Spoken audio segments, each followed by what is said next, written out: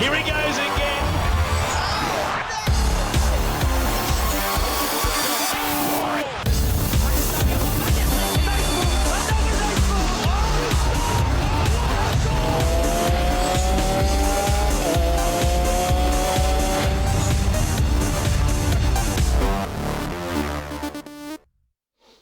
बिस्मिल्लाहिर्रहमानिर्रहीम, अस्सलाम वालेकुम। आप देख रहे हैं स्पोर्ट्स 360 और मैं हूं अहमद नवाज़। आज एक बार फिर बहुत सी चीज़ों पर गुफ्तगू करेंगे। खेलों की दुनिया से बहुत सारी खबरें हैं, एक नज़र लाइनअप पर डालते हैं, आपको बताते हैं किन चीज़ों पर गुफ्तगू करेंगे। सबसे पहले क्रिकेट की बात करेंगे और क्रिकेट में पहले बात करेंगे पाकिस्तान का दौरा श्रीलंका है।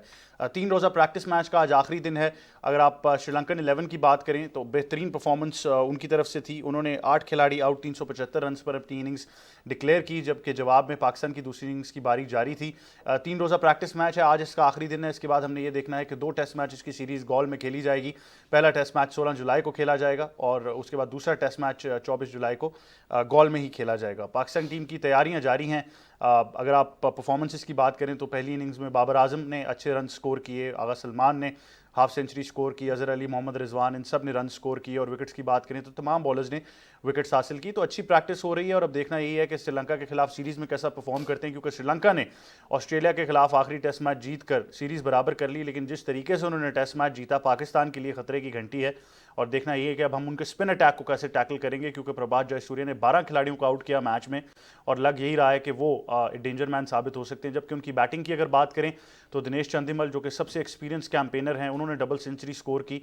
तो काफ़ी फॉर्म में नज़र आ रही है श्रीलंका की टीम। उसके बाद आपसे बात करेंगे पाकिस्तान की ख़वातीन क्रिकेट टीम की, जो बेलफास्ट पहुंच चुकी हैं। यहाँ पर उन्होंने ट्राई सीरीज़ खेलनी है। 3 मुल्क इसमें शरीक होंगे, जिसमें पाकिस्तान, ऑस्ट्रेलिया और आयरलैंड हैं। और इन 3 टीम्स की जो सीरीज़ है, जिसमें 2 मैचेस तकरीबन हर टीम खेलेगी। इसके बाद हमने ये देखना है कि पाकिस्तान की जो ख़वातीन क्रिकेट टीम है वो कॉमनवेल्थ गेम्स में हिस्सा लेने के लिए बर्मिंघम रवाना हो जाएगी। तो एक अच्छा टूर है और कॉमनवेल्थ गेम से पहले अच्छी प्रैक्टिस है। जब आप उन कंडीशंस की बात करते हैं, सिमिलर कंडीशंस हैं, वहाँ पर खेलेंगी आयरलैंड के खिलाफ और ऑस्ट्रेलिया के खिलाफ, जो कि वर्ल्ड चैंपियंस हैं। तो और भी बेहतरीन तरीके से प्रैक्टिस करने का मौका मिलेगा। इसके बाद टेनिस की बात करेंगे और टेनिस में पाकिस्तान की बात करेंगे। पाकिस्तान में एक टैलेंट हंट प्रोग्राम शुरू होने जा रहा है टेनिस के लिए, जिसको लीड कर रहे हैं एहसामुल हक कुरैशी। एहसाम भाई पाकिस्तान के लिए बहुत से एजाज़ जीत कर ला चुके हैं। पाकिस्तान का नाम उन्होंने हमेशा रोशन किया। हम विंबलडन में बहुत पुरुमीद थे, अनफॉर्चुनेटली इंजरी का शिकार हो गए और आगे कंटिन्यू नहीं कर पाए। लेकिन अब उन्होंने ये जिम्मेदारी ली है कि पाकिस्तान में टैलेंट स्काउट करना है। और अगर आप इस टैलेंट हंट की बात करें तो लाहौर, कराची, इस्लामाबाद और पेशावर, तमाम जो बड़े शहर हैं वहाँ पर आप इस टैलेंट हंट प्रोग्राम को देख सकेंगे। और 16 खिलाड़ी जो हैं उनका इंतखाब किया जाएगा और इसका मकसद टेनिस खिलाड़ियों को तैयार करना है। और डेफिनेटली हम पाकिस्तान के फ्यूचर की बात जब करते हैं तो उसमें हमने ये देखना है कि हम टैलेंट को ऐसे प्लेटफॉर्म पर लेकर आएँ जहाँ पर इंटरनेशनल स्टैंडर्ड्स के लिए और उस कंपेरेटिव टेनिस के लिए वो तैयार हों। तो इस सिलसिले में हम खसूसी तौर पर एहसामुल हक कुरैशी से गुफ्तगू करेंगे और आपको बताएंगे इस टैलेंट हंट प्रोग्राम के बारे में। सबसे पहले क्रिकेट से शुरुआत करेंगे। स्टूडियोज़ में हमें ज्वाइन कर रहे हैं क्रिकेट एक्सपर्ट हैं और कोच हैं सैयद मोहम्मद अवैस। अस्सलाम वालेकुम, कैसे हैं आप? वालेकुम सलाम, कैसे हैं? ठीक है, मैं ठीक हूँ, बहुत शुक्रिया आप हमें ज्वाइन करें। क्या कहना चाहेंगे, आज 3 रोज़ा प्रैक्टिस मैच का आखिरी दिन है, अच्छी परफॉर्मेंसेज नज़र आई हैं, लेकिन आप देखें श्रीलंका ने 11 बहुत ज़बरदस्त तरीके से परफॉर्म किया। 8 खिलाड़ी उनके आउट थे, उन्होंने डिक्लेयर किया 375 रन पर। देखिए तो खतरे की घंटी, आपको पता होगा, हम कल भी बात कर रहे थे कि पाकिस्तान टूर कर रहा है श्रीलंका और इंपॉर्टेंट अपना टेस्ट सीरीज़ है, क्योंकि आपने टेस्ट सीरीज़ जीत के आपने टेस्ट चैंपियनशिप को जो पॉइंट्स टेबल है उस पर बरकरार अपने आप को रखना है और क्वालिफाई करना है अपने टेस्ट चैंपियनशिप के लिए। तो आप लूज़ कोई भी टेस्ट मैच यहाँ नहीं कर सकते। ज़रूर पाकिस्तान का एक जो सा मुकाबला वो वेदर के साथ ज़रूर होगा, जैसे आप कल बता भी रहे थे कि बारिश के चांसेस ज़्यादा हैं, तो ड्रॉ का भी ख़तरा कहीं ना कहीं मंडलाता रहेगा। लेकिन अच्छी बात कि मैं कहता हूँ श्रीलंका एक टफ़ टाइम पाकिस्तान को देगा, क्योंकि अगर आप श्रीलंका सीनियर टीम की अब बात करें तो ऑस्ट्रेलिया को उन्हें टफ़ टाइम दिया है।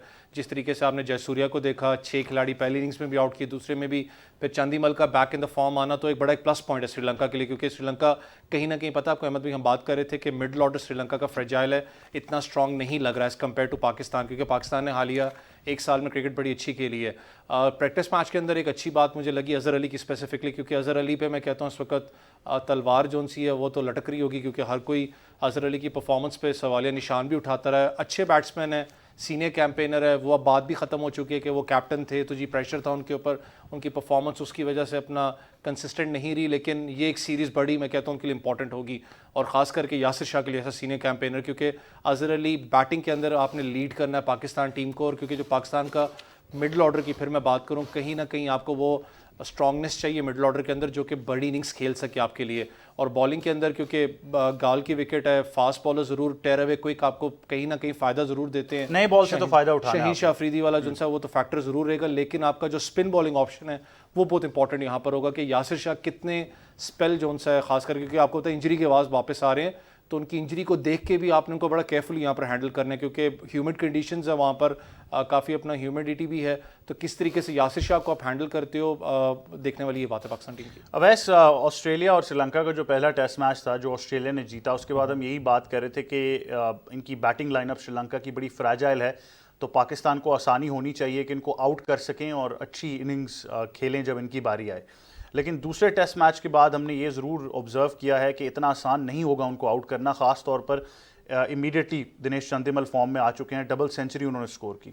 دیکھیں سری لنکا آپ کو پتہ ہے بلڈنگ فیز پہ آپ کو یاد ہو سب سے بڑا ہارٹ بریکنگ چیز, آپ اس ٹیم کو اگر آپ دیکھیں سری لنکا, احمد بھائی یہ وہ ٹیم ہے جو ہمیشہ ورلڈ کپ کا کوارٹر فائنل یا سیمی فائنلس تک تو پہنچتی رہی ہے. پچھلا جو ورلڈ کپ تھا اس میں ہارٹ بریکنگ سین یہ تھا کہ ان کو کوالیفائی کر کے آپ کو اوپر آنا پڑتا سری لنکا کو, پھر بھی یاد ہو کوالیفیکیشن میں بھی ان کی کوئی اتنی خاص پرفارمنس اچھی نہیں رہی تھی سری لنکا کی, تو ایک وری سائن تھا ان کے لیے. لیکن جب ون ڈے سیریز آسٹریلیا کے ساتھ سٹارٹ ہوئی, آپ نے دیکھا سنکا نے جس طریقے سے اپنا لیڈ فرام دا فرنٹ میں کہتا ہوں آپ ایسے کیپٹنز اننگ کھیلی آسٹریلیا کے خلاف. پھر آپ ٹیسٹ میچ کے اندر دیکھیں جو ہم بات کر رہے تھے کہ یار نئی ٹیم ہے, ٹائم لگ رہا ہے ان کو بنتے ہوئے, لیکن چندیمل کا کیونکہ آپ کو یاد ہو کہ ان کا بڑا ایک اسپین رہا ہے کہ وہ آؤٹ آف فارم رہے ہیں, یادوں کا بڑے میں کہتا ہوں ینگ ایج پہ انہوں نے ڈیبیو بھی کیا تھا سری لنکا کے لیے آفٹر دی انڈر 19, ان پہ بڑی اپنا دم خم تھا سری لنکا کو کہ وہ اچھا لیڈ کریں گے, شاید فیوچر کیپٹن بھی سری لنکا کے لیے وہ کافی لمبا سرو کریں گے. لیکن ان کی پرفارمنس آپ کو یاد ہو کہ بڑی ڈاماڈول قسم کی رہی ہے کہ اتنی خاص پرفارمنس نہیں تھی, لیکن بیک انٹو دا فارم آنا, 200 اسکور کرنا, کیونکہ پہلی اننگس میں آپ کو یاد ہو کہ ول اسمتھ کا سب وہ بات کر رہے تھے کہ جس طریقے سے انہوں نے اپنا اسمتھ نے اسکور کیا ہے یہاں پر, لیکن جس طریقے سے پھر واپس چندیمل نے میں کہتا ہوں فائٹ بیک کیا ہے, سری لنکا کو میچ جتوایا, تو بڑی ایک میں کہتا ہوں لامک اور وہ بھی آسٹریلیا کی پوری بالنگ لائن اپ کھیل رہی تھی. لیکن وہی بات ہے نا, اسٹرانگ بالنگ لائن اپ کے خلاف آپ نے میچ جتایا اور آسان نہیں ہے. آسٹریلیا جس بھی کنڈیشن کے اندر کھیل رہا, آپ کو پتا ہے بڑے میچ کی وہ ایک بڑی ٹیم ہے, آپ نے ورلڈ کپ میں بھی دیکھا ہے ٹف ٹائم سے وہ جانتی ہے کیسے نکلنا ہے اور اس کے آگے خلاف پرفارم کرنا, جب ایک پریشر سچویشن, اور آپ کو پتا ہے وہاں پر جس کو سچویشن اوبیسلی کراؤڈ کا بھی پریشر ان کے اوپر ہے ٹیم پہ, اور یہ چھوٹی چھوٹی خوشیاں میں کہتا ہوں ان پہ واپس ان کی جو چہرے پہ وہ اسمائل لے کے آئی ہے, خاص کر کے جو T20 سیریز آپ کو یاد ہو جو چھکا تھا جس نے میچ بھی جتوایا, وہ ایک چیز ہے نا کہ ایک واپس وہ جو ہیپینس تھی آپ کو کراؤڈ کے اندر انرجی نظر آئی ہے. بالکل, I think they needed it the most, یہ بات ہم ضرور کہیں گے. لیکن خیر کرکٹ کے بہت سے دیوانے ہیں وہاں پر بھی, اور ویسے ہی کرکٹ کا کلچر ہے جیسے کہ ہم سب کانٹیننٹ میں دیکھتے ہیں. اور ویسے اوور آل اگر ٹیم کی بات کریں, اسٹرینتھس اور ویکنیسز ہمیں پتہ ہیں, لیکن سری لنکا کی ٹیم کے بھی ڈائنامکس اب ہمارے سامنے ہیں. ان کو دیکھتے ہوئے آپ کو کون سا ایسا ویک پوائنٹ لگتا ہے پاکستان کا جہاں آپ کو لگتا ہے ہم زیادہ ایکسپوز ہو سکتے ہیں؟ دیکھیے ہم لوگ ہمیشہ احمد بھی ایک بات کرتے ہیں پاکستان ٹیم کی حالیہ اگر آپ بات کریں تو اچھی بات ہے کہ آپ کا ایک جلڈ اپ یونٹ ہے, بالنگ بھی آپ کی کام کر رہی ہے, بیٹنگ بھی آپ کی کام کر رہی ہے, لیکن کہیں نہ کہیں وہ بات بڑی پرانی ہوگی ہے, لیکن شاید لوگ بھی بور ہو گئے, لیکن بات سچ ہے مڈل آرڈر جو سا آپ کا وہ سب سے زیادہ میں کہتا ہوں پاکستان کا ٹربل ہے اس وقت, چاہے آپ T20 کی بات کریں. فواد عالم ہے مڈل آرڈر میں, فواد عالم ضرور ہے, لیکن میں کہہ رہا ہوں ایک بندہ آپ کے پاس اظہر علی جیسے آپ ایگزامپل لے لیں, اظہر علی موجود ہیں, ایک سینئر کیمپینرز ہیں, ان کے اوپر کنسسٹنسی آپ کو چاہیے ہوتی ہے نا کہ ایک بڑی اننگز کھیلنے والا ایک کنسسٹنٹ آپ کے پاس بیٹسمین موجود ہو. یہاں تو ایک بیٹسمین وہ جو دیوار بن کے بیسکلی کہیں نہ کہیں کھڑا ہوتا ہے, دوسرے اینڈ کو سنبھالتا ہے, وہ پاکستان کو ابھی بھی ضرورت, میں کہتا ہوں بیک انٹو دا فارم آنے کی ضرورت ہے اظہر علی کو, کہ وہ چیز بڑا جو ایک ایکسپیرینس کیمپینر ہے وہ اظہر علی اور فواد عالم کو یہاں پر دکھانا پڑے گا. پاکستان کا ریئل جو میں کہتا ہوں مسئلہ وہ اسپن بالنگ آپشن کے خلاف ہوگا. ہم بات کرتے تھے نا کہ پاکستان جو ان کی بیٹنگ پاکستان کی اسپن کے آگے اچھی ہے, پاکستان اچھا کھیلتا ہے, تو شاید آپ نے اگر دیکھا ہو پاکستان کی جو ٹیسٹ سیریز کا بیسکلی جو ریکارڈ ہے, تیسرا اور چوتھی اننگز ہمیشہ ہمارے لیے ڈیڈلی رہی ہے, چاہے ہم نے لیڈ دینی ہو چاہے ہم نے چیز کرنا ہو, کہیں نہ کہیں ہماری بیٹنگ آرڈر ضرور لڑکھڑاتا ہے اس چیز میں. تو پاکستان کی اسپن بالنگ آپشن کیسے پاکستان بیٹنگ اس کو ٹیکل کرتی ہے یہ دیکھنے والی بات, اور خاص کر کے جے سوریا کا آپ کو پتا ہے جس طریقے سے انہوں نے بیک انٹو دا فارم آئے ہیں, آؤٹ کیے ہیں یہاں پر. آپ کو یاد ہو کہ میں کل بھی آپ کو بتا رہا تھا کہ وہ پلیئر ہے جس کو سری لنکا نے بیسکلی انفٹ قرار دے دیا تھا کہ آپ نہیں کھیل سکتے ٹیسٹ میچز, اور بڑا ایک آئی گیس 7-8 مہینے کے بعد وہ سری لنکن ٹیم میں واپس آئے ہیں اور پرفارم کرنا اتنی پریشر سچویشن کے اندر. تو اچھی بات ایسا کرکٹر کہ کرکٹ فین بھی کہ پاکستان ٹف ٹائم سے ضرور گزرے گا. اچھی کمپیٹیو کرکٹ ہونی چاہیے, میں کہتا ہوں جیسے انگلینڈ والی آپ نے دیکھا تھا کمپیٹیو کرکٹ ہوئی تھی, تو کمپیٹیو کرکٹ ہو یہاں پر, اور اچھا کہ فینس بھی جو ان سے لطف اندوز ہوں. ریسنٹ کچھ ٹیسٹ اننگس کی بات کرتے ہیں کیونکہ ہم اظہر علی کی بات کریں, اگر اوور آل ان کے کریئر سٹیٹس آپ کے سامنے رکھیں تو 94 ٹیسٹ میچز پاکستان کے لیے کھیل چکے ہیں, اور اوور آل اگر آپ ان کی اننگس کی بات کریں اور پھر رنز 7000 سے زیادہ رنز بنائے ہیں, 41.89 की एवरेज नज़र आती है, 43.07 की रिसेंटली एवरेज इनकी इम्प्रूव हुई है। अगर कुछ रीसेंट इनिंग्स की बात करें, आखिरी 5 या 10 इनिंग्स की अगर आप बात करना चाहते हैं, तो ऑस्ट्रेलिया के ख़िलाफ़ एक इनिंग्स में 78 रन स्कोर की, एक में 17, एक में 14, 6, एक में पाकिस्तान और ऑस्ट्रेलिया के दरमियान एक में उन्होंने 185 रन स्कोर किए, दूसरी इनिंग्स में बारी नहीं कर पाए। बांग्लादेश के खिलाफ 56 एक इनिंग्स में डक किया, एक इनिंग में 24 रन स्कोर किए। वेस्ट इंडीज़ के खिलाफ डक और 22, यानी इनकन्सिस्टेंसी ज़रूर रही है। लेकिन वैसे कुछ अगर लास्ट में 3-4 मैचेस उठा कर देखूँ तो उन कंडीशंस में उन्होंने ज़रूर परफॉर्म किया है। लेट्स से कि वो अगर परफॉर्म कर भी जाते हैं, बेहतरीन तरीके से परफॉर्म करते हैं, क्योंकि हम हमेशा देखें बात करते हैं पाकिस्तान के फ्यूचर की कि आपने मुस्तकबिल का सोचना है। अज़हर अली अगर तो आपकी ज़रूरत है, आपको लगता है कि उनके बगैर हम टीम नहीं चला पाते, तो आप उनको कहें कि आप कंटिन्यू करें रिगार्डलेस आपकी फॉर्म कैसी है। और अगर आपको लगता है कि अब आप तैयार हैं कुछ नए प्लेयर्स को तैयार करना है आगे मुस्तकबिल के लिए, या बाबर आजम और पीसीबी का प्लान है कि मुस्तकबिल के लिए प्लेयर्स हम टेस्ट क्रिकेट के लिए तैयार करें और अज़हर अली फिर भी स्कोर कर जाते हैं, तो फिर क्या लाइन ऑफ एक्शन होना चाहिए? अहमद भी देखें, इसके लिए बड़ी ब्रीफ डिसीजन, आपको याद है बड़ी लंबी डिबेट है, हम लोग हमेशा करते हैं कि क्या पाकिस्तान क्रिकेट बोर्ड या पाकिस्तान टीम नए फेसेस को लाने के लिए तैयार है, क्या इतना एग्रेसिव अप्रोच पाकिस्तान टीम रखती है? अनफॉर्चुनेटली बहुत ही हमने कम देखा, शायद देखा ही नहीं इस चीज़ के बारे में कि एग्रेसिव अप्रोच है या नहीं है। आपको याद हो कि जब वर्ल्ड T20 था तो एक बात एडिशन हुई थी कि पावर हिटिंग, अपना पावर हिटर जो कोच है बेसिकली नई एडिशन लाई गई है, मैथ्यू हेड को लेके थोड़ा बहुत आपको एग्रेशन नज़र आया पाकिस्तान टीम में, जो कि टोटली चेंज टीम आपको पाकिस्तान नज़र आई थी, और वो उसको हेल्प भी किया पाकिस्तान ने वर्ल्ड कप के अंदर जहाँ तक हम पहुँचे। अनफॉर्चुनेटली ऑस्ट्रेलिया से हारे थे। टेस्ट मैच के अंदर भी आपको पता है कि इस वक्त जो खेल के डायनामिक्स हैं वो एग्रेसिव ही हैं। जितने आप प्लेयर्स को देखें, टीम्स को देख लें, जैसे इंग्लैंड ने आपको याद हो चेज़ किया था 300 प्लस, आसान नहीं था आखिरी इनिंग्स में चेज़ करना, तो एक एग्रेशन आपको नज़र आता है बैटिंग के अंदर। आजकल एग्रेशन ही आपको काम देता है। लेकिन अगर आप लॉन्ग रन की बात करते हो तो इसका मतलब आपका बैकअप प्लान होता है 3 से 4-5 साल का। हमारा यहाँ मसला ये है कि हम बैकअप प्लान सोचते ही नहीं जब तक प्लेयर की बैट परफॉर्मेंस ना स्टार्ट हो जाए, या उसको क्रिटिसिज्म का सामना ना करना पड़े, या वो खुद ही अपना आउट ऑफ फॉर्म होकर वो टीम से बाहर हो जाए। तो फिर आप नए लड़के को लेके आते हो जो बेसिकली पीछे जो कायद आज़म ट्रॉफी है, जो आपका प्राइम अपना टूर्नामेंट है, उसके डिफिकल्ट स्टेजेस से गुजरा वो लड़का, उसको आप फेंकते इतनी मुश्किल सिचुएशन के अंदर हो कि वो परफॉर्म ही नहीं कर पाता। फिर हमारा यहाँ पर एक इशू ये है कि हमारे जो क्रिकेट फैंस हैं, वो लड़के को एक चांस मिलता है, उसमें अगर वो परफॉर्म नहीं कर पाता, अब्दुल्ला शफीक सबसे बड़ी आपके सामने एग्जांपल है। आपको याद हो सब ने क्रिटिसाइज़ किया कि नहीं यार रेडी नहीं है टूर्नामेंट के लिए, अभी वर्ल्ड इंटरनेशनल के लिए। उस लड़के ने अपने आप को स्टिक अराउंड करके, क्रिटिक्स को भी कहता हूँ शट करवाया, अपने आप को पॉलिश करके उन्हें परफॉर्म किया। आपको रहना पड़ता है एक लड़के को, थोड़ा बहुत लॉन्ग रन देना पड़ता है। अज़हर अली वगैरह इनके अगेंस्ट नहीं है, अब सीनियर कैंपेनर्स हैं, इनको लॉन्ग रन की अब ज़रूरत नहीं है। इतने टेस्ट मैचेस खेल चुके हैं, 7000 रन को कम रन नहीं होते टेस्ट सीरीज़ के अंदर। आप इतने मैचेस खेल चुके हो, आपको लॉन्ग रन की अब ज़रूरत नहीं, सिर्फ एक बैकअप की ज़रूरत है कि आप टीम की बैकबोन की हैसियत रखते हो, आपने लंबी इनिंग्स खेलनी है, आपने परफॉर्म करना है पाकिस्तान टीम के लिए। क्योंकि अभी भी आप पैचेस में देखें, स्कोर ज़रूर उनके बड़ी टीम ऑस्ट्रेलिया के खिलाफ भी है, लेकिन पैचेस में है, उनकी कंसिस्टेंसी नहीं रही है। ज़रूरी नहीं होता कि हर मैच के अंदर आप 100 करो या हर मैच में 150 करो, लेकिन एक इनिंग्स आप 60-70 की भी खेलो, ताकि एक वो, मैं कहता हूँ कि जो बैकबोन की हैसियत रखती है, एक इनिंग्स तक वो आपके टोटल को लेके जाए। बिल्कुल। मजीद गुफ्तगू करेंगे, स्पोर्ट्स एक्सपर्ट अली मेहदी हमें ज्वाइन कर रहे हैं। अस्सलाम वालेकुम अली, कैसे हैं आप? वालेकुम सलाम, मैं बिल्कुल ठीक ठाक।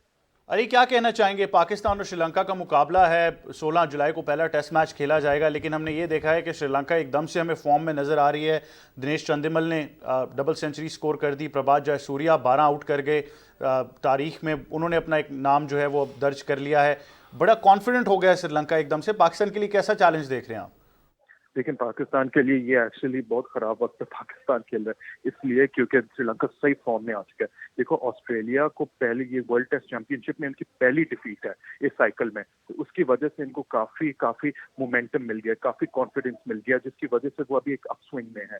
तो इसके लिए पाकिस्तान को मेंटली प्रिपेयर करना पड़ेगा, क्योंकि ये 2 मैचेस होंगे, ये बहुत मुश्किल होंगे। स्पेशली जो पहला आपका गोल पे है, गोल पे 2 मैचेस अभी श्रीलंका ने खेला है, उन्होंने 3 स्पिनर्स के साथ खेला। आपने खुद अभी जिक्र किया कि प्रभात जयसूर्या ने 12 विकेट लिए थे दोनों दूसरे मैच में, और साथ में साथ उन्होंने क्या किया था कि 3 स्पिनर्स के साथ खेले थे, मेंडिस भी खेला था और अजीब भी खेला था, जिसकी वजह से उन्होंने उन्होंने बहुत मुश्किल क्रिएट किया था ऑपोजिशन के लिए, ऑस्ट्रेलिया के लिए। तो पाकिस्तान ने इसी माइंडसेट के साथ जाना पड़ेगा कि वो जो खेलेंगे सिर्फ स्पिन के साथ खेलेंगे। श्रीलंका जो करेगा 3 स्पिनर्स के साथ खिलाफ खेलेगा और सिर्फ एक फास्ट बॉलर के लिए। तो पूरी कोशिश करनी चाहिए सारे जो हमारे पाकिस्तान के जो کھلاڑی ہیں ان کو کھیلنا چاہیے, صرف پریکٹس کرنا چاہیے اسپن کے خلاف, کیونکہ یہ جو وکٹ ہے گول کی, یہ ایک تو بال نیچے رہے گی اور ٹرن کرے گی, اور کوشش کرنا چاہیے کہ کوئی فال شاٹ نہیں کھیلے, کیونکہ یہ سارے بولرز ہیں یہ وکٹ ٹو وکٹ کراتے ہیں, وکٹ ٹو وکٹ کراتے ہیں تو بہت مشکل ہوتا ہے. تو ہمارے بیٹسمین کا ایک تو اسپن کے خلاف کمبیٹ کرنا پڑے گا, اور ہمارے جو اسپنرز ہیں جس طرح یاسر شاہ, جس طرح ہم کھیلیں گے, نعمان بھی کھیلے گا, ہوپ فلی نواز بھی کھیلے, تو ہمیں بھی کوشش کرنی چاہیے کہ ہم بھی اسی طرح لائک فور لائک 3 اسپنرز کے علاوہ کے ساتھ کھیلیں, کیونکہ کنڈیشن اسی کو السٹریٹ کرتے ہیں. اگر ہم 2 فاسٹ بولرز کھیلیں گے تو پھر میرے خیال سے یہ مشکل ہوگا, کیونکہ یہ جو وکٹ ہے اس پہ اتنی پیس نہیں ہے جتنی اسپن ہے.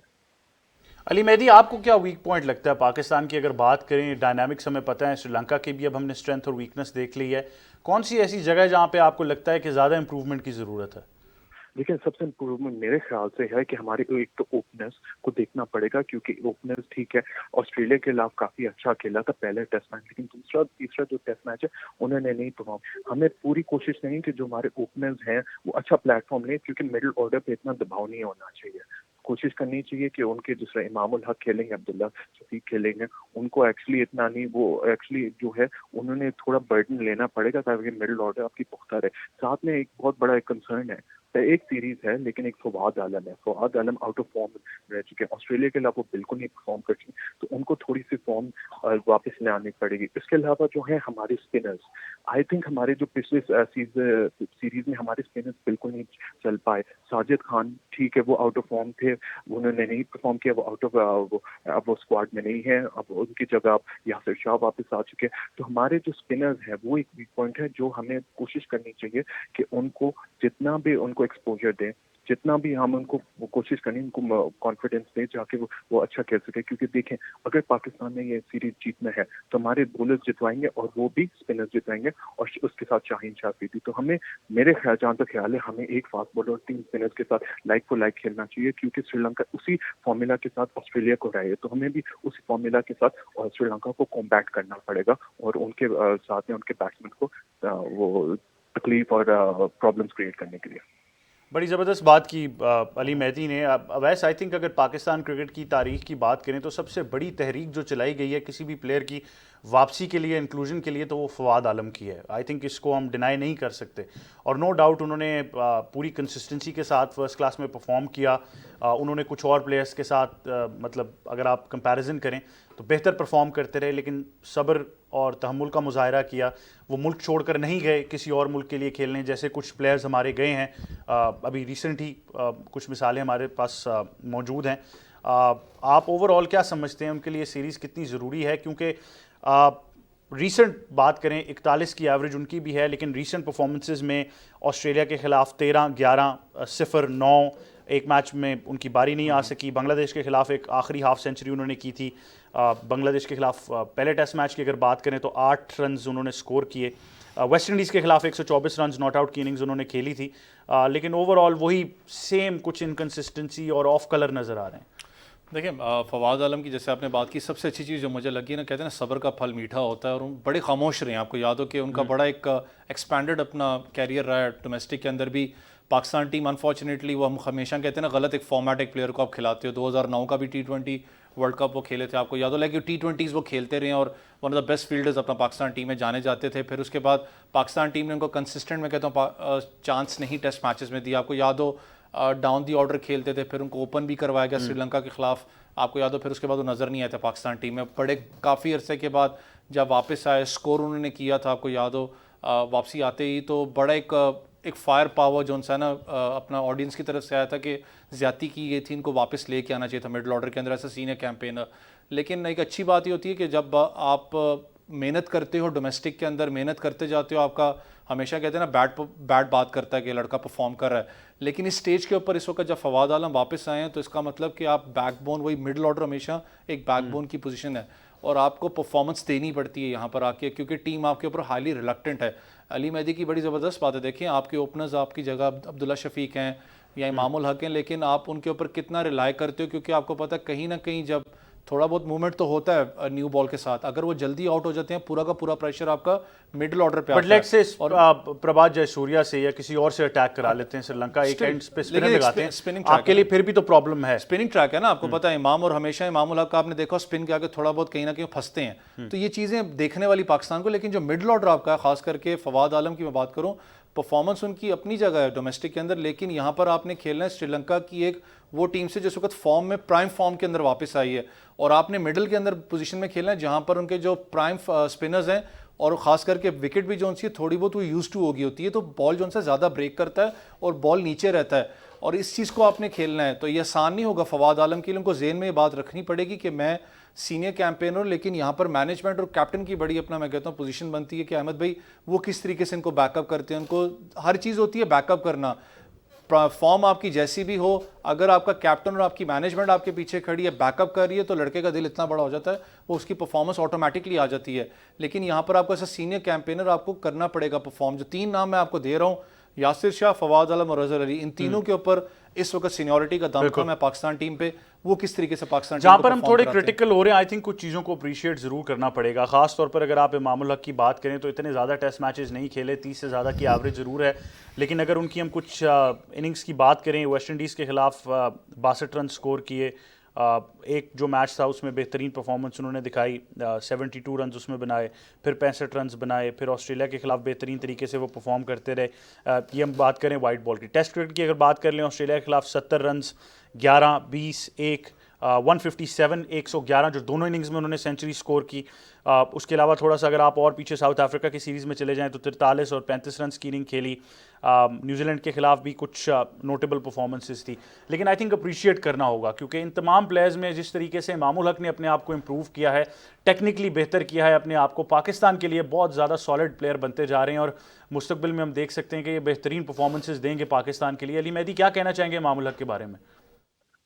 نہیں, میں یہی کہنا چاہوں گا کہ دیکھیں امام الحق جو ہے, امام الحق کے اوپر اگر آپ پچھلے 3 سال دیکھیں تو جتنی تنقید امام الحق کے اوپر کی گئی ہے کسی کے اوپر نہیں کی ہے, اس کے باوجود اپنے پورے کرٹکس کو اس نے رانگ ثابت کیا. ان کے جو کرٹکس ہے اس کے باوجود اس نے پرفارم کیا. ون ڈے کرکٹ میں آپ دیکھ سکتے ہیں کہ دوسرے نمبر پہ ہے, اور ٹیسٹ کرکٹ میں بھی دیکھیں اس نے کنسسٹنسی پرفارم کی ہے. راول پنڈی ٹیسٹ میچ میں وہ مین آف دا میچ تھے, اس کے باوجود انہوں نے ٹھیک ہے وہ سیکنڈ تھرڈ ٹیسٹ میں نہیں اچھے کھیلے تھے, لیکن ان کے ٹیکنیکل کچھ فلاز ہے کہ اگر وہ ایڈریس کریں گے تو وہ ضرور بہت اچھے کھلاڑی ہو سکتے ہیں اور ٹیسٹ ٹیم میں اپنی جو جگہ پختہ کر سکتے ہیں. بس ان کو تھوڑا سا اسپن کا تھوڑا خیال کرنا پڑے گا, اور جو ان کے جو بال آتی ہے نیچے ان کے پیڈس پہ اس کو تھوڑا سا دیکھنا پڑے گا. اس کے علاوہ وہ بہت زبردست پلیئر, انہوں نے بہت کنسسٹنسی دکھائی اور اس میں دیکھیں کانفیڈینس بھی آ رہا ہے. جتنے زیادہ اس کو کرٹک کرتے ہیں اتنا زیادہ وہ ان کو غلط ثابت کرتے ہیں, اور اس کے باوجود اس نے بہت اچھا کھیلا ہے.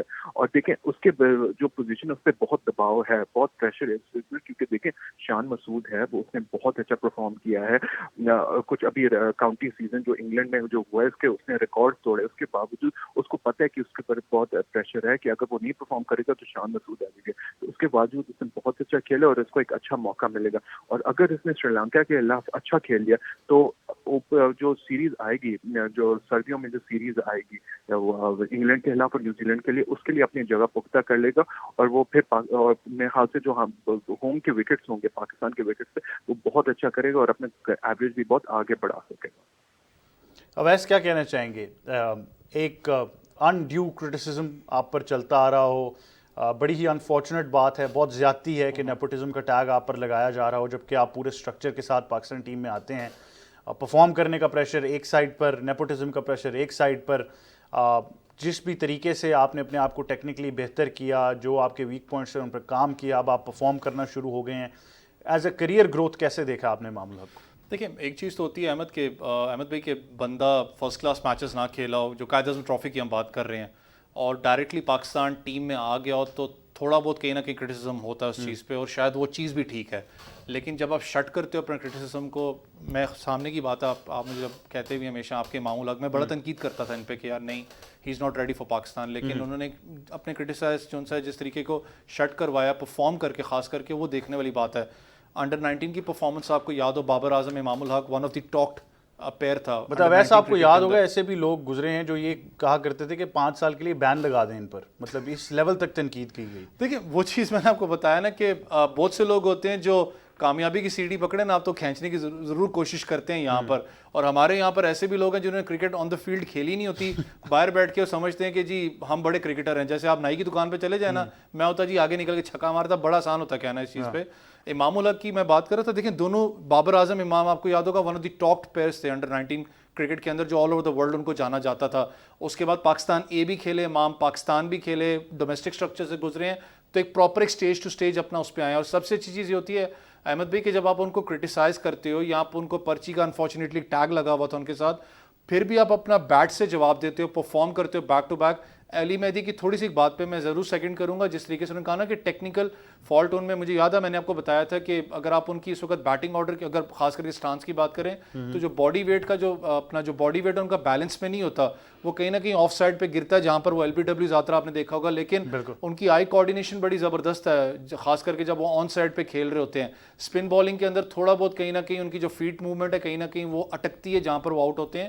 تو یہ چیزیں میں نے ان کو کیونکہ ہائی پرفارمنس سینٹر میں دیکھا بھی ہے, ان کو ان چیزوں پہ کام کرتے ہیں, اور خاص کر کے 2-2 گھنٹے وہ گرمی پہ کام کرتے ہیں اپنے روبوسٹک کے لڑکے کے ساتھ. تو انہوں نے اپنے میں کہتا ہوں ٹف ٹائم کو اپنے امام الحق نے اپنی اسٹرینتھ کو بنایا اس چیز میں, اور ہمیں بیک اپ بھی کرنا پڑے گا کیونکہ فیوچر کرکٹر ہے یہ. ان کی ایج اس وقت آپ کو پتہ ہے اتنی زیادہ نہیں ہے, جیسے آپ بھی کہہ رہے ہو ٹیسٹ میچز کم کھیلے ہیں, ون ڈے ODIs بھی اتنے زیادہ انہوں نے نہیں کھیلے, تو آپ کا فیوچر ایسپیکٹ وہ ضرور ہے, آپ کو بیک اپ کرنا پڑے گا لانگ رن کے لیے. بالکل ایسے ہی ہے, امید یہی کرتے ہیں کہ پاکستان بہترین طریقے سے پرفارم کرے گا سری لنکا کے خلاف. 2 ٹیسٹ میچز کی سیریز ہے گول میں, 16 جولائی کو شروع ہونے جا رہی ہے, اور ICC کے ٹیسٹ چیمپئن شپ کے پوائنٹس ہیں, ہم اس میں بھی چاہتے ہیں کہ پاکستان بہترین طریقے سے پرفارم کرے اور فائنل میں جگہ بنائے اور ٹیسٹ چیمپئن شپ کا فائنل کھیلے لارڈز میں, یہی ہم چاہتے ہیں. اوور آل اگر بات کریں بڑی انٹرسٹنگ سیریز ہونے والی ہے, اور یقیناً تمام ایکشن آپ PTV اسپورٹس HD پر ہائی ڈیفینیشن میں براہ راست دیکھ سکیں گے جب ٹیسٹ سیریز شروع ہوگی.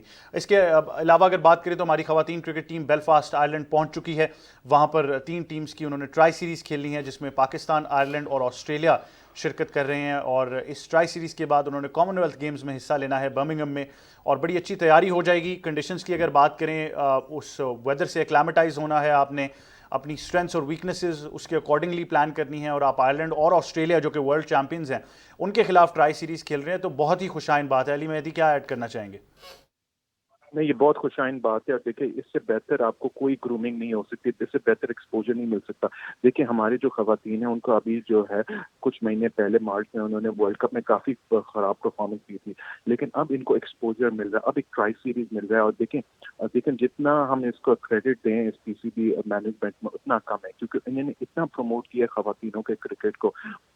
ان کا جو ہے پے اسٹرکچر بھی ٹھیک کر لیا, ان کا ڈومیسٹک اسٹرکچر بھی ٹھیک کر لیا, ایکسپوجر بھی اچھا ان کو دے رہے ہیں, تو یہ بہت اچھا ان کو مل چکا ہے, اب ایک پلیٹ فارم مل چکا ہے, اور آگے جا کے آپ دیکھیں گے کہ اس ٹرائی سیریز میں بہت اچھا پرفارم کریں گے, اور جو تیاری انہوں نے کی ہے اب ہم دیکھ سکیں گے کہ یہ بہت اچھے میچز ہوں گے, اور کافی اچھا فائٹ کریں گے اپوننٹس کے خلاف. اویس آپ کیا کہنا چاہیں گے؟ ایکلیمیٹائز ہونا ہے, ان کنڈیشنز میں کھیلنا, اور آپ ورلڈ چیمپئنز آسٹریلیا کے خلاف آپ کو پریکٹس کرنے کا موقع مل رہا ہے. دیکھیں انفارچونیٹلی یہاں پر آپ کو پتہ ہے احمد بھائی کیمپ اسلام آباد میں تھا, لیکن بارش کی وجہ سے جو سا کیمپ ان کا ڈاماڈول رہا ہے. لیکن اچھی بات یہ تھی کہ سیناریو بیسڈ جو پاکستان مینس ٹیم کو بھی اپنا پریکٹس کروائی گئی تھی, یہاں پر سیناریو بیسڈ ان کو پریکٹس کروائی گئی ہے. اور آپ اس وقت آئرلینڈ کنڈیشنز میں جا رہے ہیں, اور آئرلینڈ اور انگلینڈ کی کنڈیشنز میں کچھ خاصا فرق نہیں ہے ویدر کے اندر. تھوڑا بہت آئرلینڈ میں کہتا ہوں بال زیادہ سوئنگ کرتا ہے ایز کمپیئر ٹو انگلینڈ, لیکن آپ آسٹریلیا کے خلاف کھیلنے لگے ہیں, one of the world champion team ہے. اور جب آپ ایسی ٹیمز کے خلاف کھیلتے ہو, آپ کی لڑکیاں جو ان سے وہ کوئی بھی وینس ٹیم بھی ہو, وہ ایکسپیرینس گین کرتے ہیں, پرفارم کرتے ہیں. اپنا بسمہ معروف اینڈ کمپنی کے اوپر ضرور اس چیز پہ میں کہتا ہوں پریشر بھی ہوگا, اور خاص کر کے ایکسائٹمنٹ بھی ہوگی, کیونکہ آسٹریلیا آئرلینڈ بھی آسان حریف نہیں ہوگی ان کے لیے, اور آگے پھر آپ نے کامن ویلتھ کے لیے بھی اپنی پریپریشن کرنی ہے. اور اچھی بات ہے کہ کامن ویلتھ کے لیے آپ کے پاس پہلے ایک سیریز آ رہی ہے جس میں آپ اپنی جتنی پلینگ 11 ہے اس کو بیسٹ کو آپ کامن ویلتھ میں اتار سکیں. اور آگے فیوچر میں بھی یہ بات ہمیشہ ہم PCB سے بھی کرتے ریکویسٹ کی ہے کہ یار جتنا ہو سکتا ہے ان کو اوورسیز جتنے اپنا آپ ان کو ٹورنامنٹ دلوائیں گے, اتنا ان کی کرکٹ میں گروتھ ہوگی, اتنا فائدہ ان چیز کو ہوگا. بالکل ایسے ہی ہے. اوور آل یہی دیکھنا چاہ رہے ہیں کہ سیریز جو ہے وہ بہترین ہو, بہترین طریقے سے پاکستان کی خواتین کرکٹ ٹیم پرفارم کر سکے. اچھی ایک پریکٹس ہے, اچھا موقع ہے, آپ ورلڈ چیمپئنز آسٹریلیا کے خلاف کھیلیں, آئرلینڈ کے خلاف کھیلیں, उन कंडीशंस का भरपूर फ़ायदा उठाएं, क्योंकि इससे पहले कैंप में भी बहुत मेहनत की इन लड़कियों ने। इस्लामाबाद में ये कैंप जारी था और हम उम्मीद यही कर रहे हैं कि बेहतरीन तरीके से सीरीज़ में परफॉर्म करें और उसके बाद अच्छी तैयारी के साथ अपने कॉम्बिनेशंस आपके श्योर होने चाहिए। ये हमारी प्लेइंग 11 है, इस तरीके से हमने, ये हमारा गेम प्लान है, हर टीम के खिलाफ हमारा गेम प्लान डिफरेंट होगा। और इसी तरीके से जब कॉमनवेल्थ गेम्स में हिस्सा लें बर्मिंघम में, तो उसमें भी बेहतरीन तरीके से परफॉर्म करें। बहुत सी नेक तमन्नाएं हैं और दुआएं हैं हमारी ख़वातीन क्रिकेट टीम के साथ। मेरे ख्याल से अगर इस पूरे सिनारियो को आप अनफोल्ड होते हुए देखें तो बहुत सी इंप्रूवमेंट ज़रूर हैं जो हमने देखी हैं ख़वातीन क्रिकेट टीम में, और उम्मीद यही करते हैं कि और बेहतर चीज़ें होती जाएंगी और बेहतरीन तरीके से परफॉर्म करेंगे। अवैस, आपका बहुत शुक्रिया कि आप हमें ज्वाइन करे थे। अली मेहदी, आपका बहुत शुक्रिया, आप हमें स्पोर्ट्स 360 में ज्वाइन करे थे। एक छोटे से वक्फे की तरफ जाएंगे, वापस आएंगे, डिस्कशन जारी रखेंगे। Here he goes again.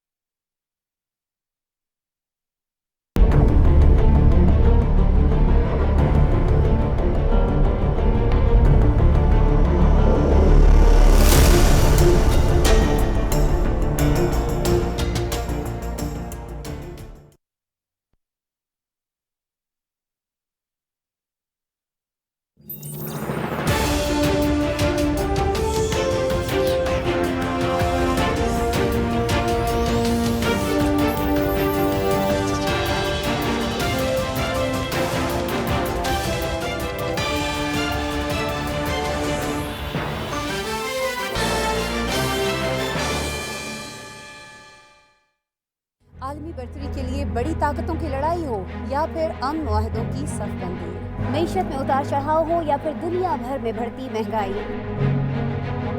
हम रखते हैं आपको बाखबर। टेक्नोलॉजी की दुनिया में होने वाली नित नई इजादात हो या मौसमियाती तगय्युरात की वजह से होने वाली तब्दीलियाँ, इल्म अदब, तहकीक व जिद्दत, सोशल मीडिया के नित नए आलात या फिर दुनिया भर से हों दिलचस्प व अजीब खबरें, हम पहुंचाते हैं आप तक हर खबर। मैं हूं आपके साथ आपकी मेज़बान आसमा इकबाल और हम लाते हैं दुनिया भर से खबरों और तज्जियों का मुश्तमिल प्रोग्राम दुनिया के साथ सिर्फ BTV न्यूज़ पर।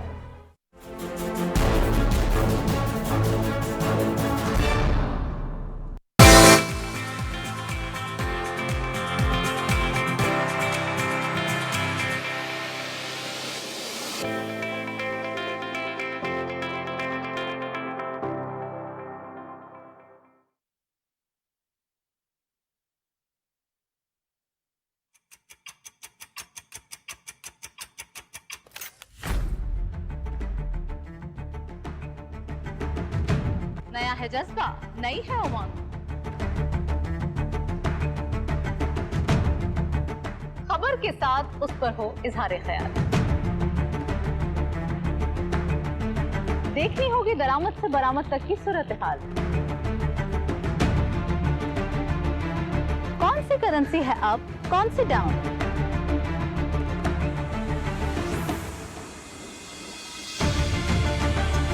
मौशी खुदनिसारी कैसे हासिल की जाए। रखते हैं नजर रियल एस्टेट से लेकर कमोडिटीज के उतार चढ़ाव तक। बिजनेस की होगी बात माहिरीन के साथ।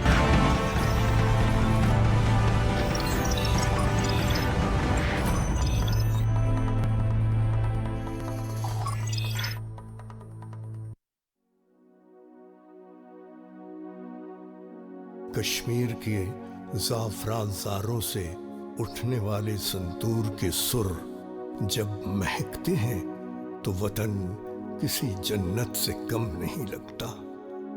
अली रज़ा के संतूर से जो धुन निकलती है उसमें कश्मीर की आज़ादी की उमंग भी है और पाकिस्तान की सलामती की दुआ भी।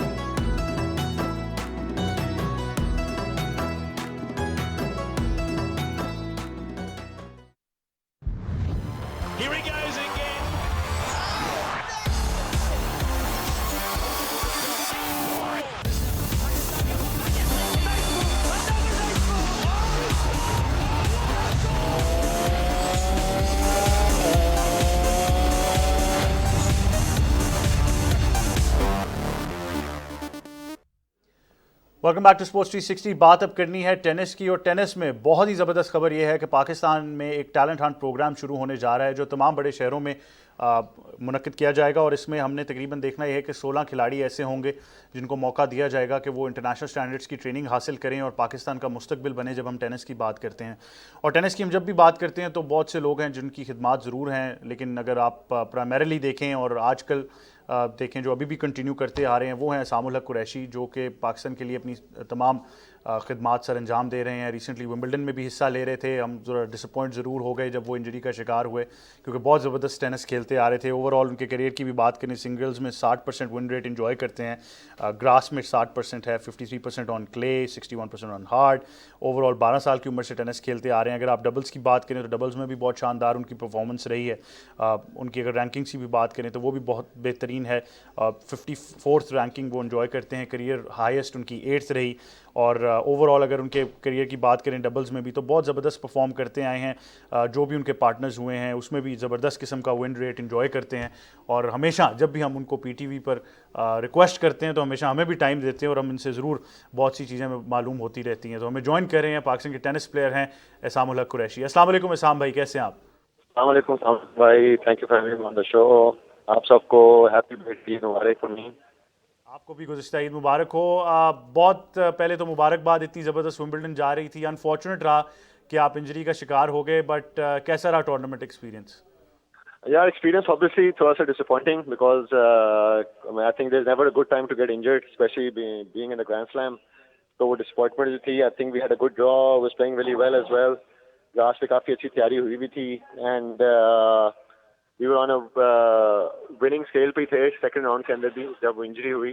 So it's been unfortunate life I've chosen. I think injuries are part of life and part of sportsman.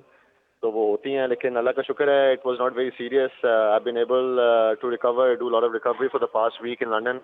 और परसों से मैंने खेलना भी शुरू कर दिया हुआ है. I've been putting all the weight on the leg again and doing a lot of exercises.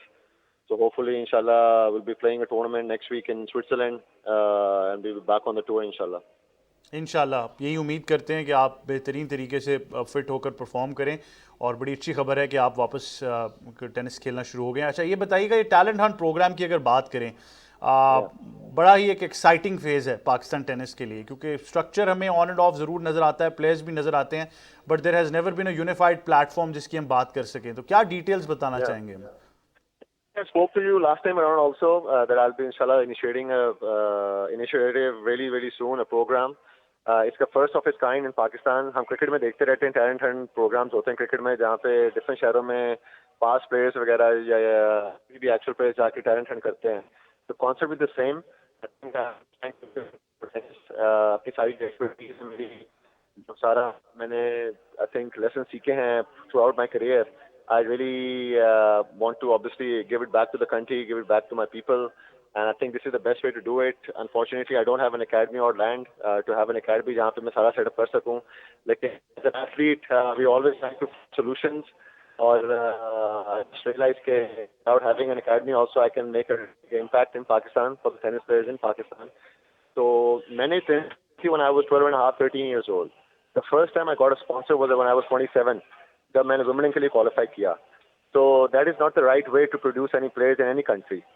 तो उसमें I just try to do this time corporate sector को इन्वॉल्व कर रहा हूँ इन जूनियर्स लाइफ की, और जूनियर्स टेनिस प्लेयर्स जो हैं उनके करियर्स के जो जर्नी में आए and be part of it, and that is very important.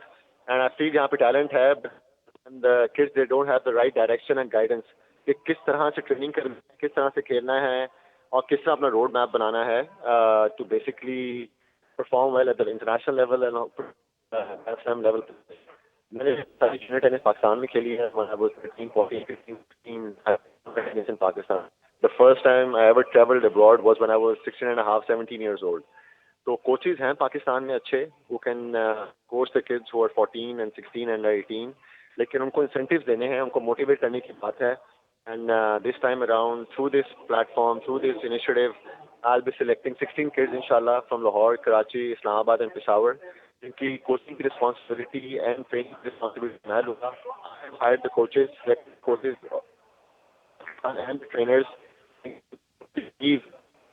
they can help me produce international players. تو اس پہ صحیح فوکس کیا جائے اور ان کو صحیح ڈائریکشن دی جائے. So that's the idea behind it. There will be 16 kids scholarship basis کے اوپر پورے سال کی ان کی ٹینس کی کوچنگ اور ٹینس کی ٹریننگ جو ہوگی, I'll be taking care of it and I'll be letting them know کہ کس طرح فزیکل ٹریننگ کرنی ہے, کون سی ڈرلس کرنی ہے, کوچز کو میں بتاؤں گا. So they are getting trained and getting coached in the most professional manner, first time ever in Pakistan. So that's the idea behind it. اور انشاءاللہ اللہ کرے کہ اور گرینڈ سلیم پلیئرز بن سکیں, انٹرنیشنل پلیئرز لے کر سکیں. And it's a pilot project. I just want to show and prove that this project works. And inshallah, hopefully next year I can get more sponsors to make it even bigger inshallah in Pakistan. انشاءاللہ یہی امید کرتے ہیں. بڑا زبردست plan ہے اور I think بڑا ایکسائٹنگ فیز ہے پاکستان ٹینس کے لیے. میں مطلب یہ سوال ضرور پوچھنا چاہوں گا کہ تھرو آؤٹ دا ورلڈ کیونکہ اسٹرکچرز بہت بہتر ہوتے ہیں تو ہم دیکھتے ہیں کہ ینگر لاٹ کمپیٹیٹیو ٹینس میں بہت زیادہ حصہ لیتی ہے, ٹریول بھی کرتی ہے, جس طرح آپ نے بالکل بتایا کہ وہ ایکسپیرینس ایک نیکسٹ لیول ایکسپیرینس ہے جب آپ ٹریول کر کھیلتے ہیں. تو ہم اپنی ٹورنامنٹ فریکوینسیز کیسے انکریز کر سکتے ہیں؟ پاکستان میں آن اینڈ آف ٹورنامنٹس تو ہوتے رہتے ہیں, بٹ جب پارٹیسپیشن کی بات آتی ہے تو میجر ٹورنامنٹ ایک ہمارا ڈیوس کپ ہے, لیکن اوور آل ہم چاہتے ہیں کہ یہ بچے بھی اپنی ٹورنامنٹ فریکوینسی انکریز کریں. یار دیکھو, سب سے مین امپورٹنٹ چیز ہوتی ہے ٹورنامنٹس تو پوری دنیا میں ہو رہے ہوتے ہیں اور آپ کہیں بھی کھیل سکتے ہو, but the reason people leave tennis and stuff like that کیونکہ کافی دفعہ کوچز جو ہوتے ہیں وہ ان کو بتا دیتے ہیں جی کہ you are ready for international level tennis, جب وہ نہیں ہوتے. تو دیٹس دا مین. اس میں پھر کوچز کی بھی, بچوں کی بھی اور پیرنٹس کی بھی جو موٹیویشن ہے وہ ختم ہو جاتی ہے جب ارلی اسٹیجز میں وہ دیکھتے ہیں ہمارے بچے ہار رہے ہیں. تو دس is very very important. You have to make sure کہ kids are ready to play at international level. This is inshallah plan is going to do. We're going to make sure the kids are ready for obviously national level پہ بھی اور international level پہ بھی perform کرنے کے لیے ہوں. The kids inshallah جو انسینٹیو ان کا ہے, جو 4 بچے اس پروگرام میں اینڈ آف دا ایئر میں سب سے اچھا پرفارم کریں گے, I'll be sending them abroad to play junior ITF tournaments also for a month with the coaches also from Pakistan, تاکہ کوچز کو بھی ایکسپیرینس ملے, تاکہ کوچنگ کرنے کا, ٹورنامنٹ دیکھنے کا, اور پلیئرس کو بھی ملے. That's the way to do it. بہت دفعہ ہوتا ہے کہ ہم بہت جلدی پلیئرس کو باہر بھیج دیتے ہیں اینڈ جہاں تو ان کا لیول ہی نہیں ہوتا کھیلنے کا, and then they start losing and they're wasting money also, they're wasting time also. اس میں پیرنٹس بھی اپنی جو ہے نا وہ جو ہے موٹیویشن وہ چھوڑ دیتے ہیں, چھوٹ جاتی ہے ان سے. تو دس از I learned it the hard way when I was growing up, when I was playing tournaments وغیرہ جونیئرس کے. There was nobody to guide me کیونکہ کوئی انٹرنیشنل پلیئر نہیں تھا. تو I just want to make sure کہ میں ان بچوں کو جو انشاءاللہ کوالیفائی کریں گے in the trials and everything کہ سارے مسٹیکس میں نے کی ہیں وہ نہ کریں. And I just want to give them the most valuable lesson جو میں نے سیکھے ہیں ٹور کے اوپر, جونیئر لائف میں بھی, پروفیشنل لائف میں بھی, and to help them basically show their potential best they can inshallah for Pakistan also and for themselves as well. آپ کو ایک بار پھر بہت مبارکباد ہو, نیک تمنائیں اور خواہشات ہیں ہماری کہ انشاءاللہ بہترین طریقے سے ٹیلنٹ ہنٹ پروگرام تمام شہروں میں منعقد کیا جائے. And all the very best Assam بھائی. Thank you. Just last میں I would just ask them to go to my Facebook page also. وہاں پہ لنک ہے, اس پہ کلک کر کے they can register themselves. And inshallah in August میں I'm coming back to Pakistan and I'll be taking prize inshallah in Lahore, Karachi, Islamabad and Peshawar. And we'll share the dates very soon as well. Thank you so much. انشاءاللہ. Thank you very much. یہ تھے اسام الحق Qureshi, international tennis player Pakistan کے لیے. اور جیسا کہ انہوں نے آپ تمام لوگوں کو بتایا, آپ وہ تمام بچے جو اس ٹیلنٹ ہنٹ پروگرام کا حصہ بننا چاہتے ہیں, آپ جائیں اسام الحق قریشی کے فیس بک پیج پر, وہاں پر ایک لنک ہے, اس کو کلک کیجئے, وہاں پر اپنے آپ کو رجسٹر کیجئے, اور پھر تھرو آؤٹ جو ٹرائلز کا سلسلہ ہوگا اس میں اگر آپ ان 16 بچوں میں ہوتے ہیں تو اگلے جو اوور آل سیناریو اور جو اسٹرکچر ہم نے دیکھا ہے اس میں جس طرح اسام بھائی نے بتایا کہ آپ کی تمام ٹینس کی training, coaches, diet, fitness routine, یہ سب اسکالرشپ بیسس پہ وہ اسپانسر کریں گے اور آپ کو ڈیفینیٹلی کمپیٹیٹیو ٹینس کھیلنے کا بھی موقع ملے گا, اور تمام ایکسپیرینس جو اسام بھائی نے پوری دنیا میں حاصل کیا ہے وہ آپ تک پہنچے گا. بڑا ہی زبردست موقع ہے اور میرا خیال ہے آپ کو فوراً لنک پر جا کر کلک کرنا چاہیے اور رجسٹر کرنا چاہیے. And all the very best to all of you who will be participating. یہی تھا آج کا اسپورٹس 360. آپ سے کل ایک بار پھر ملاقات ہوگی میری اور تمام ٹیم کی طرف سے. اللہ حافظ.